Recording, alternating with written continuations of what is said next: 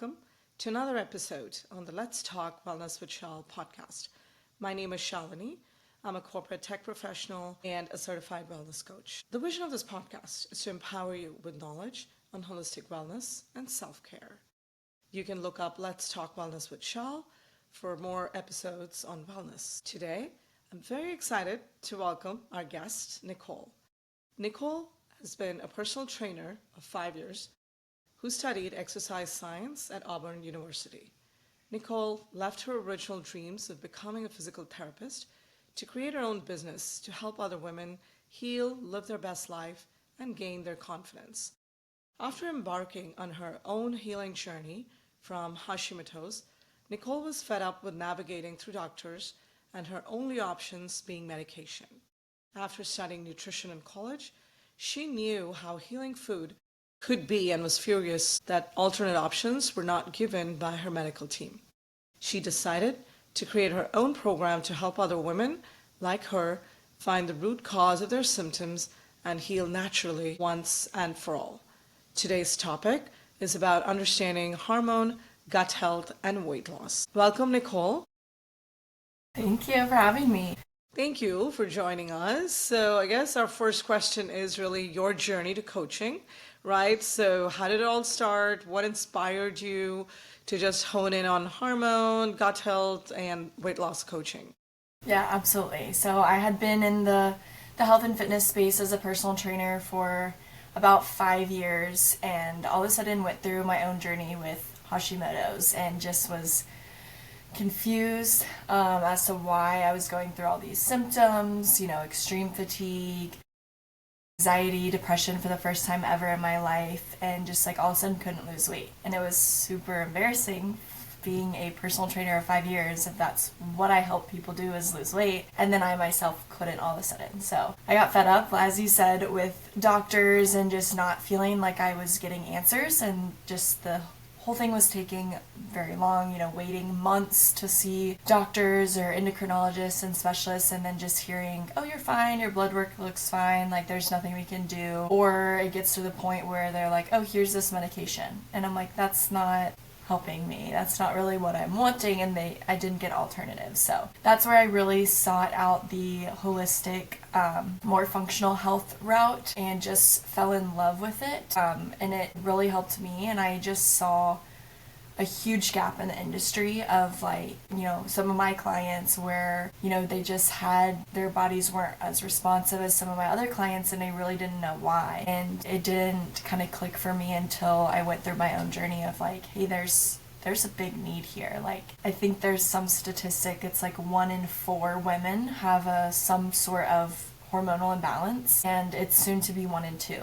So it's crazy how this really is, and so many women I think are going through life completely frustrated and don't know why, and don't know that it's so common nowadays for women to have these hormonal issues or gut imbalances that are causing all of their symptoms, but also keeping them from being able to lose weight and kind of get that confidence back. So that's where I really transitioned my business into that functional route to help those women. So just for the audience, can you explain a little bit about what is Hashimoto's, if this is the first time they're hearing? Yeah, absolutely. So Hashimoto's is an autoimmune disease of the thyroid, but how you approach one autoimmune disease is very similar to how you approach other autoimmune diseases. And almost all autoimmune diseases, really the root cause of what kind of creates them has to be a perfect storm of 3 things. One, you have to have the gene. So some people are going to be lucky they're not going to have the gene, but you could go your entire life with an autoimmune gene and it never get turned on, and you never know you have it. So that gene has to be turned on. And to have that gene be turned on, you have to have gut permeability, which basically just means there's something called leaky gut, where basically you have a lining in your gut, and through various toxins or inflammatory things, that lining can become porous and kind of create these gaps or junctions in the gut where food particles can leak through, and it just causes a lot of inflammation and kind of chaos in the body. But having that gut permeability, 75% of your immune system is located in the gut, So typically with autoimmune diseases, it starts with some sort of gut imbalances. So that's kind of the second thing. You have to have the gene has to be turned on, and typically it's turned on by a combination of gut imbalances and high stress. So either some traumatic event or just years and years of being type A and Yes. being stressed out all the time. So that's kind of the perfect storm. And I'm sure many women listening to this are like, yeah, I think I have all three of those. So it's a lot more common than people think. Wow. Yeah. So I know you talked a bit about, obviously the gaining weight and then the emotional, part of all of this. Was there anything else just from a discomfort when you initially figured out, you may be having something that's going on in the body? I'm just curious, was there anything else? Yeah, so there was a couple other kind of lingering symptoms, the main ones being my fatigue. I mean, it got so bad that I would be like driving home from work at like 2 in the afternoon, and on multiple occasions ran my car off the road because I could not keep my eyes open. So it was extreme fatigue. The anxiety, depression were kind of big ones, and irritability. Like I would just snap at everyone over the littlest things, and I just was like, this is not me, this is not my personality, but I don't know why I'm like lashing out like this. So those are probably the main ones. But I did have some other like kind of smaller ones that I was like, this is kind of odd, where I'd be at the gym and just after every single exercise would just get really dizzy and lightheaded. And I'm like, I'm drinking all my water, drinking electrolytes, I'm eating well, like I should not be dizzy by any means. So that's when I can remember. Those are probably the big ones, and then just, not being able to lose weight. So I know you mentioned, right? I mean, again, you went through the functional medicine route because obviously the traditional way wasn't helping, right? Other than just giving you medication. So why is it important, I guess, to get to that root cause, right? I'm just kind of curious about, and then of course we'll get to your journey with functional medicine and kind of what you learned when you kind of went through that route. But I'm just curious, I mean, after your experiences, did you really feel getting to that root cause was important, and why is that important? Absolutely. I mean, I truly think that you can't actually heal unless you are getting to the root cause. And what I mean by that, like most women will go and seek out the help from traditional Western medicine, which not, talking down to traditional Western medicine at all. I definitely think there's a time and place, but I think that the two can really come together and work together. At least in my experience, and my experience with my clients has been that even when your symptoms get bad enough or your whatever progresses bad enough, whether it's Hashimoto's, PCOS, like endometriosis, whatever it is, that one of two things will happen with traditional Western medicine. They'll either tell you your lab work looks fine and your symptoms are basically in your head and they almost make you feel crazy. Or it gets bad enough that they're like, oh, here's this medication. And that's the only option they give you, whether that's, thyroid medication or birth control or whatever it is. And, those medications might treat some of the symptoms, but there's other symptoms lingering, or you constantly are having to like up your dose, back down on your dose, change your dose, switch to a different medication entirely. And then you have symptoms from that medication that pop up from like side effects, and it's not actually healing anything, it's just masking symptoms. So I truly think that in order to completely eliminate your symptoms and actually heal, which I think a lot of women don't realize that is possible, like even if you have an autoimmune, you can put it into remission and you can completely eliminate your symptoms. And as long as you take care of yourself and don't eat like crap and try to survive on 2 hours of sleep every night and take care of yourself, you can keep that in remission and keep your symptoms at bay. But you can only do that by getting to the root cause and healing from there. Yep, absolutely. Okay. Wow. Yeah, so you work specifically with women, is that correct? Yes. Got it. So was there a reason kind of why, I don't know, you went that route, or just kind of that population specifically? I think that the female body and the male body are so different, a lot more different than I think people like to admit or realize. And, I think that there's just more of a need there with females, but I really just wanted to specialize and keep my focus a little more isolated because it's two different worlds. It really is. It's not the same working with men versus working with women. And I think that being a woman, can relate to them more and just am better equipped to serve them. So can you help explain a little bit? I know obviously we talked a bit about gut health, we talked about weight loss, right? And of course the whole autoimmune, right? I'm trying to figure out, like, I don't know how, and the hormones actually. That was another big thing. So how are they all connected? I guess I know you mentioned energy or mood and, I don't know, fatigue, all of these things, right? But I guess you can help us understand just kind of 101.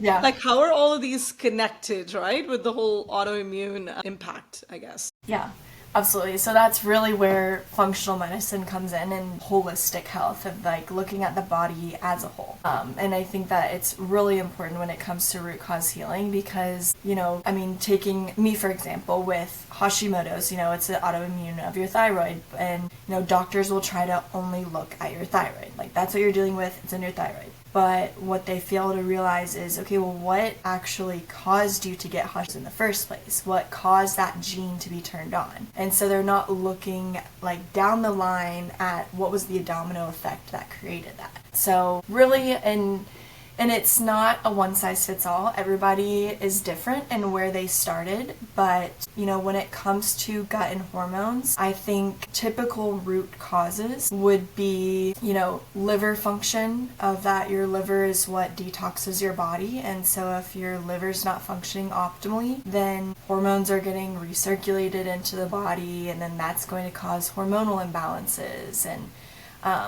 things aren't getting excreted, and so toxins are recirculating, and it's just going to cause chaos in every other function in the body. And then with gut is oftentimes a root cause as well. And, your immune system's in your gut, so it can cause immune issues, getting sick all the time, or not getting sick ever and having an overactive immune, which eventually will cause issues later down the road. You also have a bunch of hormone binding sites located in your gut. So if there's inflammation in the gut, then all those hormones, like if there's inflammation blocking that binding site, then this hormone it'll bypass that binding site, and it won't be able to bind and carry out its function. So oftentimes I look at gut health first before going into hormones, because it doesn't matter how much work you do on balancing your hormones. If your gut is out of balance, your hormones won't stay balanced. And with your gut as well, how that can relate to fatigue and mood and things like that. You have your gut-brain axis. So you have a direct access from your gut to your brain. So if there's inflammation going on in the gut, that's what's going to cause issues with mental health and things like that. Yes. I feel like, we all know the human body, right, is I don't know, sometimes just magical, because it's really hard, right, to understand all the nuances. Yes, it's like understand all the nuances, and it's just complex, right? So I guess now as you're speaking, I'm just thinking, yes, wow, they're all so interrelated, right? So, now I know why probably it's easy for, just Western medicine to say, hey, it's just your thyroid, so just take this pill just for the thyroid. But it's too complex to think about 20 other things that are happening in your body, right? Mm-hmm. So, okay, yeah, no, that really helps. So then, that's a good segue to tell us a little bit about functional medicine and what does that actually do?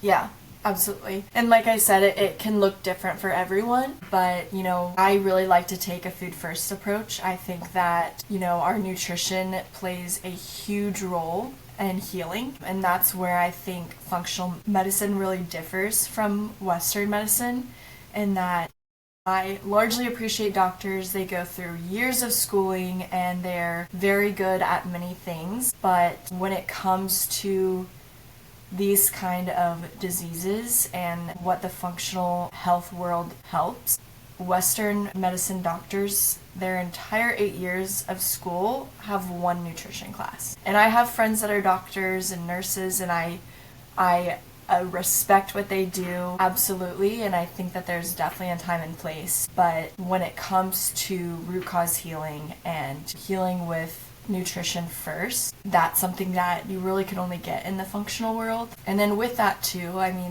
within my coaching, I definitely use supplements in certain clients. We might use some bioidenticals just to help speed up the rebalancing and healing process. By no means are they absolutely necessary, but I think that they do help, fill in those gaps and speed up the process a little. But I think nutrition is where it really comes first, and just lifestyle factors, being able to regulate your nervous system and being able to eliminate stress as much as possible, and learning different stress coping mechanisms and things like that is really where healing takes place.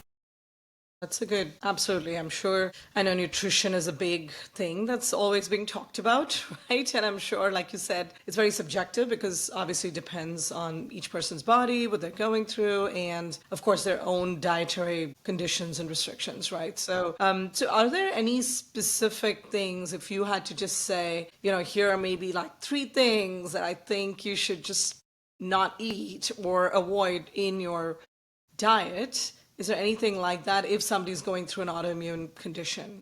Yeah, absolutely. So, and this is really where, I think that there's a lot of misconceptions.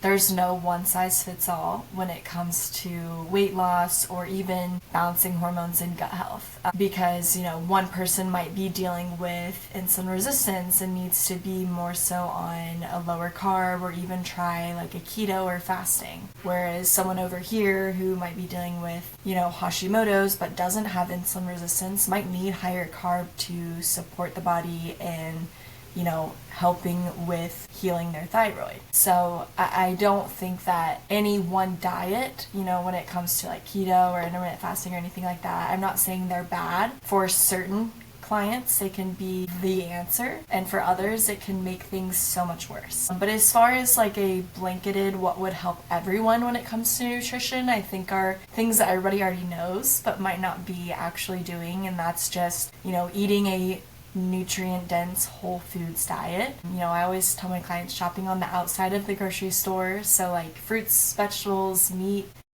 and trying to stay away from the processed foods that have lots of chemicals and additives in them that aren't going to be as nutrient dense. That would be my first thing to tell people when it comes to nutrition. As far as like any foods to avoid besides processed foods, typically when someone is going through my program and we're in that very beginning stages of healing, I will have them remove some inflammatory foods like soy, dairy, and gluten. However, not everyone needs to keep those out.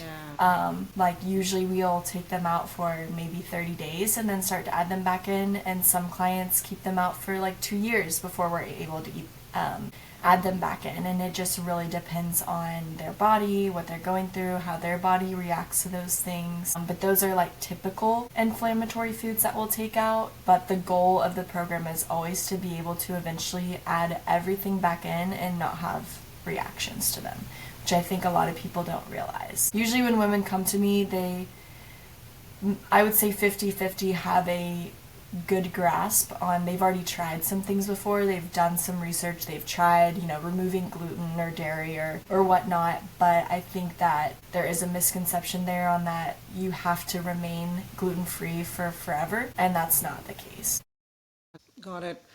So a perfect segue then, question would be, how do you help? Obviously you coach women, right? But I can imagine just self-confidence, esteem, all of that, right, as they're going through, something like this in their own lives, right? So do you help with coaching on that as well as part of just, working with them? Yeah, absolutely. I like to sometimes joke with my clients that I'm a life coach and that we really do life together. We're not like a talk to you once a month or talk to you once a week and, stay on the surface level. Like, we really get down to everything because it truly does all play a huge role together. I know we touched on stress management and regulating your nervous system, and that is a huge part to healing, and that can come with other stressors. Like, I help some of my clients with like financial issues, and by no means am I gonna tell you I'm a financial expert or by any means, but sometimes they just need someone to sit down and like talk through what they're going through and just know that I am on their side no matter what that is, and that I'm here to just bounce ideas off of or just help them, think through things in a different way. So absolutely, I think mindset's a huge part of that. But as far as confidence goes, I really think that the results that they get, both, scale victories and non-scale victories, of just seeing that there is hope, that we can eliminate their symptoms. And once they start to, get their energy back and feel more energized, once they start to be able to sleep better or go to the restroom regularly, like just those things that seem so small, but when you're dealing with those issues, they can be life-changing, because those are things they're dealing with on a day-to-day basis. So I think once they start to see that progress, it really motivates them and kind of gives them that confidence to keep going.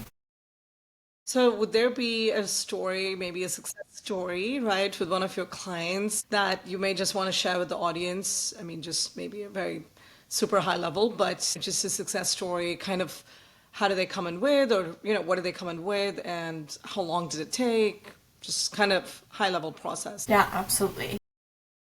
So I've got to pick one. I would say one, she's with me right now. We've been together for 6 months now. She came to me stressed out night shift nurse, which I think they're all stressed out. Yes. She was younger, but dealing with hair loss, not irregular digestion, and just, not being able to lose weight. Very uncomfortable with how she's feeling, and, wanting to gain that confidence, not only for herself, but she wanted to enter the dating world and feel confident in that. And so that was a huge motivating factor for her. Within 30 days, she was able to lose 10 pounds, and, her hair stopped falling out. So that was a huge confidence boost for her right from the beginning. And then we really dove into gut health to see what was going on there. And she had a lot of imbalances with her good and bad bacteria. It took a little bit longer for her and her gut health journey to rebalance those to where she wasn't experiencing symptoms anymore. But we're finally at a really good place now, and she's about to start her fat loss phase, and she's really excited and, looking forward to it and being hopeful that it's actually going to work for her this time. Right. And did you feel that was primarily nutrition and a diet, or was it a combination of things? Definitely a combination of things. For her, we definitely had to kick some bad habits of just, really high caffeine, not eating enough, at work, because she works 12-hour shifts and she's on the go, and it's stressful at the hospital, and not kind of being prepared and bringing enough food and fuel for her throughout the day. So for her, we did largely focus on nutrition and primarily getting her fiber intake up, because it was like non-existent before. So I think that getting the fiber intake up and really focusing on the whole foods has really helped heal her gut a lot. But we did add in some supplements to kind of help kill off some bad bacteria, but also adding very specific probiotics along with the higher fiber diet to kind of help feed that good bacteria up, so we can kind of create that balance. And then we also, with her, added in, she had very low digestive enzymes, which just meant her body wasn't digesting food very well, so was most likely leading to nutrient absorption issues. So she just wasn't getting those nutrients even when she was eating the right foods. So adding in a digestive aid definitely would help with that, and also just alleviate some bloating or anything like that going on. Wow, I know we're like almost at the end of our episode, but thank you so much. I mean, this has been very enlightening. I think just trying to understand, we all hear this, we read this, right? That human body is complex, but I feel like each time we talk about a specific topic and we kind of go a little deeper, then you start to realize, oh my gosh, like you just talked about, right? I mean, hormones, the gut, and like it's your second brain, and then all the food that you eat. I mean, the stress management, of course, you talked about as well, right? So, I mean, actually, before I even conclude, I'm curious, like, just from a stress management perspective, because everybody has stress. I mean, it's almost like one of those inevitable things, right? So, what do you typically recommend just from a stress management perspective? Yeah, and this was, it's funny that you're ending with this because this was a huge barrier in my own journey. I've always been type A, very, very just high stress individual. Like sometimes I feel like when I have times to relax, I'm stressed because I feel like I could be doing more. Yes. Still sometimes feel like that, but definitely getting better at it.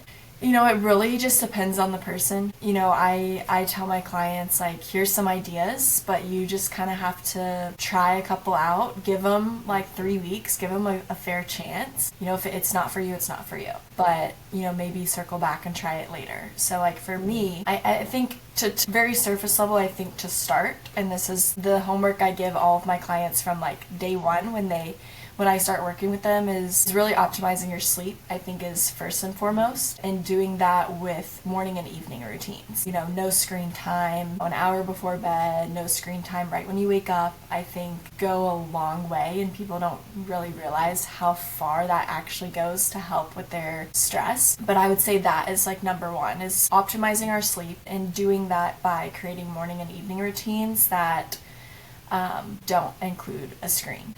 We're not checking our email first thing in the morning. We're not checking our messages. We're not scrolling through Instagram or TikTok or whatever it is. Like that is very stressful stimulus. So that's the number one. I would say number two, I always like to, and if it's in the morning, great. If not, just working it in where they can in their schedule. But some form of either, you know, morning yoga or meditation or gratitude journaling is a huge one that a lot of my clients like, or me personally with my journey. I felt like I had tried all of those things, and what really helped me was restarting a morning devotional and just really pouring into my religion really helped to just get my day started every day on like a positive note, but also a calm, and feeling like I was kind of grounding myself every morning. And that's really what made a huge difference in my life. But lots of other stress management techniques, so throughout the day, like deep breathing, tapping,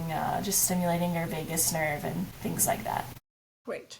Perfect. I think that's a great way to end our session here. So there's like actionable, steps individuals can at least start thinking about, or at least start taking, right, as they're figuring out this journey for themselves. So thank you so much, Nicole, for all this information. And I would love for you to share with the audience, how do they contact you? Is it virtual? Is it in person? How do you, do all of your coaching sessions? Yeah, absolutely. So all of my coaching is virtual. The best place to reach me is my Instagram. It's at fit.with_Nick, N-I-C, and just shoot me a message on there. I have loads of free resources and would just love to chat with you about, what you're going through and kind of help point you in the right direction. Thank you so much. I really appreciate you taking this time and sharing your journey and all the powerful stories and the impact, you're just leaving on lives. I think that's so important because I feel like most people are just even ignorant, right? Or kind of the Western medicine. I mean, medicine, is there even another option, right? What can they do? So I really appreciate this story and just your journey so far and how you're helping everybody. Thank you, and thank you for having me as well. Absolutely. Thank you